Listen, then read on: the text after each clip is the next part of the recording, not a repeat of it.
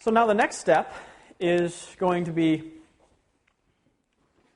pushing all around the bead of the tire to unseat it, because the tire naturally tries to hook to the bead of the rim. You can see there's an indentation in there. You can also see the outline of the tire. This specific tire is designed to be able to run tubeless if you want to. So it's got a very stiff, strong bead that really welds itself pretty well. So I'm just moving around on the other side, trying to unseat the bead. I've done a pretty good job. And some folks who are real strong can simply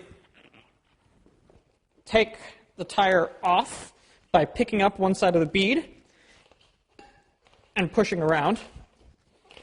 And as you can see, I actually have unseated the bead there. And I could continue just pushing it and sort of tear the tire off the rim.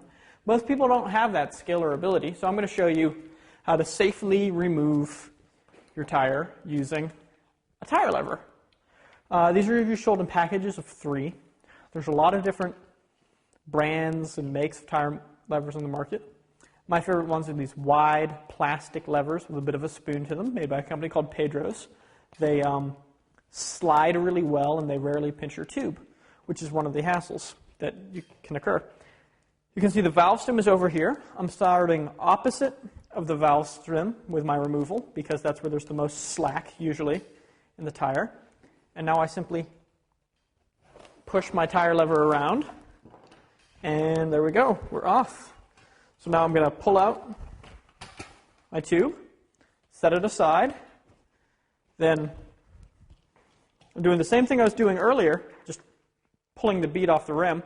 So I'm pushing up and then over and simply just removing my tire from my wheel.